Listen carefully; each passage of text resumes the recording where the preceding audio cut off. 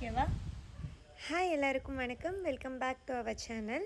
இந்த வீடியோவில் வந்து நான் நிறைய பேர் கேட்டிருந்த ஒரு ரெசிபி தாங்க ஷேர் பண்ணியிருக்கிறேன். இன்ஸ்டாகிராமில் மினி வ்ளாகில் இந்த வீடியோ போஸ்ட் பண்ணியிருந்தேன். அதை பார்த்துட்டு கமெண்ட்ஸில் கொஞ்சம் பேரும் பர்சனலாக மெசேஜ் பண்ணியும் கொஞ்சம் பேர் வந்து இந்த சாக்லேட் கேக் ரெசிபி கேட்டிருந்தீங்க. கோதுமை அண்ட் நாட்டு சர்க்கரை யூஸ் பண்ணி நான் எப்படி சாக்லேட் கேக் செஞ்சேன் அப்படிங்கிறத ஷேர் பண்ணியிருக்கேன். வாங்க எப்படி செய்கிறதுன்னு பார்க்கலாம். கேக் பேக் பண்ணுறதுக்கு ஒரு பேன் எடுத்துக்கோங்க. அதில் ஃபுல்லாக ஆயில் ஸ்ப்ரெட் பண்ணிவிட்டு அதுக்கப்புறமா வர மாவு, கோதுமை மாவு இல்லை மைதா மாவு எது வேணால் எடுத்துக்கலாம். நான் வந்து ஸ்ப்ரெட் பண்ணுறதுக்குமே கோதுமை மாவு தாங்க எடுத்துருக்கிறேன். கேக் பேக் பண்ணுறதுக்கு எடுக்கிற பேன் வந்து நம்ம ரொம்ப ஹைட்டாக இல்லாத மாதிரி பார்த்துக்கோங்க. ஏன்னா அப்போ தான் நம்ம குக்கருக்குள்ளே வச்சு வேக வச்சு எடுக்கும்போது சீக்கிரமாக வெந்து வரும். ஃபர்ஸ்ட்டே அதை ரெடி பண்ணி வச்சுக்கலாம். அதுக்கப்புறமா இதுக்கு தேவையான ஐட்டம்ஸுமே நான் எடுத்து வச்சுக்கிட்டேன். இதுக்கு வந்து மெஷர் பண்ணுறதுக்கு ஒரே மாதிரி கப் எடுத்துக்கோங்க. எல்லாமே அதே மெஷரிங் கப்பில் எடுக்கிற மாதிரி பார்த்துக்கோங்க. இந்த மெஷரிங் கப்பில் ஒரு கப் அளவுக்கு நாட்டு சர்க்கரை எடுத்துக்கோங்க. இன்கேஸ் ஸ்வீட்னஸ் அதிகமாக வேணும் அப்படின்னா 1.5 கப் எடுத்துக்கலாம். நெக்ஸ்ட்டு அதே மெஷரிங் கப்பில் 3/4 கப் அளவுக்கு காய்ச்சி ஆற வச்ச பால் எடுத்துக்கோங்க. இதை சேர்க்கும்போது வடித்து சேர்த்துக்கலாம். ஃபஸ்ட்டு நாட்டு சர்க்கரையுமே சளிச்சு எடுத்துக்கோங்க. 1/4 கப் அளவுக்கு ஆயில் சேர்த்துக்கோங்க. மூணையுமே சேர்த்து நல்லா விக்ஸ் வச்சு மிக்ஸ் பண்ணி விட்டுக்கலாங்க. ஃபஸ்ட்டு வந்து கொஞ்சம் மிக்ஸ் ஆகாத மாதிரி தான் இருக்கும். நம்ம கண்டினியூஸாக விஸ்க் வச்சு மிக்ஸ் பண்ணும்போது தான் மூணுமே நல்லாவே மிக்ஸ் ஆகும். எனக்கு வந்து நாட்டு சர்க்கரையை நல்லா சளிச்சிட்டு நைஸாக ஆட் பண்ணணுங்கிறது தோணலைங்க. அதனால் நான் ப்ளைனாகவே ஆட் பண்ணிட்டேன். அதில் அங்கங்கே கட்டி கட்டியாக இருக்கும் இல்லைங்களா, அதை வந்து கரைக்கிறதுக்கே எனக்கு கொஞ்சம் டைம் ஆச்சு. சளிக்கலைனாலும் மிக்சியில் போட்டு பிளெண்ட் பண்ணிவிட்டு அதுக்கப்புறமா நம்ம சேர்த்துக்கலாம். அது மூணையுமே நல்லா கரைச்சதுக்கப்புறமா அதே கப்பில் 1.5 கப் அளவுக்கு நம்ம கோதுமை மாவு எடுத்துக்கலாங்க. கோதுமை மாவு சேர்த்தோன்னே நம்ம கலக்க ஆரம்பித்தோம் அப்படின்னா இந்த மாதிரி கட்டியாக இருக்கிற மாதிரி தான் இருக்கும். பட் கண்டினியூஸாக கலக்க இந்த மாதிரி கேக் பேட்டர் கன்சிஸ்டன்சி நமக்கு வந்துடும். இந்த இடத்துல ஒரு ஸ்பூன் அளவுக்கு வெனிலா எசன்ஸ் சேர்த்துக்கோங்க. தென் இன்ஸ்டன்ட் காஃபி பவுடர் 1 டீஸ்பூன் எடுத்துகிட்டு அதை மில்க் இல்லைன்னா தண்ணியில் கரைச்சி ஆட் பண்ணிக்கலாங்க. அதை ஆட் பண்ணி நல்லா மிக்ஸ் பண்ணதுக்கப்புறமா கொக்கோ பவுடர் சேர்த்துக்கலாம். இது வந்து அந்த கப்லேயே 1/4 கப் அளவுக்கு கொக்கோ பவுடர் சேர்த்துக்கலாம். அதுக்கப்புறமா baking soda 1/2 teaspoon, baking powder 1 teaspoon சேர்த்துட்டு நல்லா மிக்ஸ் பண்ணி விட்டுக்கலாம். வீட்டில் வினிகர் இருந்தது அப்படின்னா 1 டீஸ்பூன் எடுத்துக்கோங்க. என்கிட்ட வினிகர் இல்லாதனால நான் கொஞ்சமாக 1 டீஸ்பூன் அளவுக்கு லெமன் எக்ஸ்ட்ராக்ட் எடுத்துருக்கேங்க. கடைசியாக ஒரு பிஞ்ச் ஆஃப் சால்ட் ஆட் பண்ணிவிட்டு நல்லா மிக்ஸ் கொடுத்துக்கலாம். இன்கேஸ் உங்களோட கேக் பேட்டர் வந்து ரொம்ப ஹார்டாக இருக்குது அப்படின்னா கொஞ்சமாக வந்து நம்ம மில்க் கொஞ்சமாக ஆட் பண்ணி மிக்ஸ் பண்ணிகிட்டே இருக்கலாங்க. அதோட கன்சிஸ்டன்சி மட்டும் ரொம்ப ஹார்டாக இல்லாத மாதிரி பார்த்துக்கோங்க. ஊற்றணும் அப்படின்னா ரொம்ப தண்ணி மாதிரி இருக்கக்கூடாது. இந்த அளவுக்கு மாவு கீழே விழுகணும். அந்த அளவுக்கு கன்சிஸ்டன்சி இருந்தால் போதும். நம்ம ரெடி பண்ணி வச்சுருக்கிற பேட்டரை நம்ம எதில் பேக் பண்ண போகிறோமோ அதில் ட்ரான்ஸ்ஃபர் பண்ணி வச்சுக்கலாம். ட்ரான்ஸ்ஃபர் பண்ணதுக்கப்புறமா ஒரு 10 டைம் வந்து இந்த மாதிரி டேப் பண்ணி விட்டுக்கோங்க. அப்போ தான் பபிள்ஸ் இருந்தால் வரும். அதுக்கப்புறமா 10 மினிட்ஸ் வந்து ஹை ஃப்ளேமில் குக்கரை ப்ரீஹீட் பண்ணிக்கலாம். அடி பிடிக்காமல் இருக்கிறதுக்கு கீழே கொஞ்சமாக சால்ட் ஆட் பண்ணிக்கோங்க. இதுக்கு வந்து விசிலையும் கேஸ்கட் ரெண்டையுமே வந்து ரிமூவ் பண்ணிக்கோங்க. 10 மினிட்ஸ் ப்ரீஹீட் ஆனதுக்கப்புறமா நம்ம ரெடி பண்ணி வச்சுருந்த பேட்டரியும் குக்கருக்குள்ளே வச்சு லிட் போட்டு க்ளோஸ் பண்ணிக்கலாம். இந்த கேக்கு வந்து மேலே நட்ஸ் எல்லாம் தூவி விட்டால் நல்லாயிருக்கும். அதுக்காக கொஞ்சமாக பாதாம் அண்ட் பிஸ்தா எடுத்துருக்கேங்க.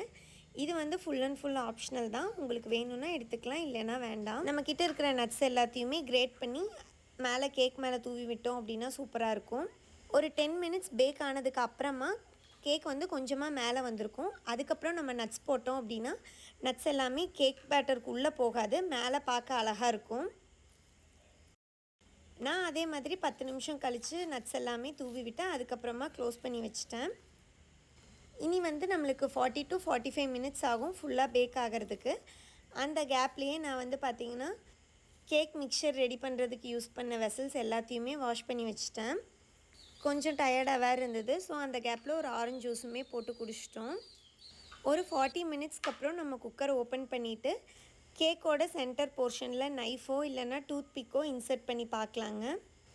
மாவு வந்து கத்தியில் ஒட்டாமல் வந்துச்சு அப்படின்னாலே நல்லா பேக் ஆயிடுச்சுன்னு அர்த்தம். இப்போ இதை குக்கர்லேருந்து வெளியே எடுத்து வச்சிடலாம். இது கம்ப்ளீட்டாக ஆறுனதுக்கு அப்புறமா தான் நம்ம இந்த கேக் பேன்லேருந்து நம்ம வெளியே எடுக்க முடியும்.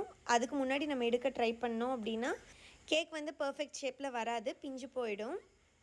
கம்ப்ளீட்டாக ஆறதுக்கு பார்த்திங்கன்னா ஒரு 30 to 45 மினிட்ஸ் ஆகும். அந்த கேப்பில் நாங்கள் வெளியே வந்து சுற்றி பார்த்துட்டு இருந்தோம். நம்ம வீட்டுக்கு முன்னாடி இருக்கிற வளர்த்தியான தென்னை மரத்தை வெட்டுறதுக்காக வந்திருந்தாங்க. அதை கட் பண்ணுறதுக்கு ரீசன் வந்து பார்த்திங்கன்னா, கீழே வந்து லைன் போகுது. ஸோ எவ்ரி டைம் வந்து தேங்காயோ இல்லை தென்னை மட்டையோ விழுந்துச்சு அப்படின்னா அது லைனுக்கு தான் டேஞ்சர். ஸோ ஆல்ரெடி ஒன்று வெட்டிட்டாங்க. செகண்ட் ஒன்று வெட்டுறதுக்காக அன்றைக்கி வந்திருந்தாங்க. ஸோ உங்களுக்கு சும்மா காட்டலாம் அப்படிங்கிறதுக்காக நான் ஷூட் பண்ணியிருந்தேன். ஃபஸ்ட்டு என்ன பண்ணுறாங்கன்னா, மரத்து மேலே ஏறி மரத்தில் இருக்க மட்டை, தேங்காய், குறும்பக்காய் எல்லாத்தையுமே கம்ப்ளீட்டாக வெட்டிடுறாங்க இந்த மாதிரி. அதுக்கப்புறமா மரம் ரொம்ப ஹைட்டு. ஸோ அங்கங்கே வந்து பீஸ் போட்டு சின்ன சின்னதாக கட் பண்ணி எடுத்துக்கிறாங்க இந்த மாதிரி. அந்த மரத்துலேயே பார்த்திங்கன்னா நிறைய இளநீ, தேங்காய் எல்லாமே இருந்தது. இளநீ குடிக்கும்போது இளநீ சிந்திருமோ அப்படின்னு பயந்துட்டு எத்தனை பேர் இந்த மாதிரி இளநீ ஸ்ட்ரைட்டாக குடிக்காமல் சொம்பில் குடிப்பீங்க அப்படின்னு கமெண்ட் பண்ணுங்கள். வெட்டின எல்லாத்துலேயுமே தேங்காய் சாப்பிடல, கேக் சாப்பிட்ணும் அப்படிங்கிறதுக்காக கொஞ்சமாக மட்டும் தேங்காய் சாப்பிட்டோம். ஒரு 45 மினிட்ஸ்க்கு அப்புறம் பார்த்திங்கன்னா கேக் கம்ப்ளீட்டாக கூல் டவுன் ஆகிடுச்சு. அதுக்கப்புறம் நைஃபை விட்டு சுற்றியும் ஒன்ஸ் எடுத்து விட்டோம் அப்படின்னா சைடில் ஒட்டியிருந்தது அப்படின்னா விழுந்துடும்.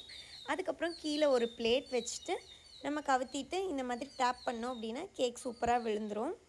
இந்த மாதிரி பர்ஃபெக்ட் ஷேப்பில் கிடைக்கணும் அப்படின்னா கண்டிப்பாக நம்ம வந்து கம்ப்ளீட்டாக கூல் டவுன் ஆக விடணும். நாங்கள் கேக் செஞ்சதே செஞ்சிட்டோம். ஸோ பாப்பாவோட திருப்திக்காக கேக் கட்டிங் செலிப்ரேஷனும் பண்ணிக்கலாம் அப்படின்னு சொல்லிட்டு சும்மா கேக் கட் பண்ணிகிட்ருந்தோம்.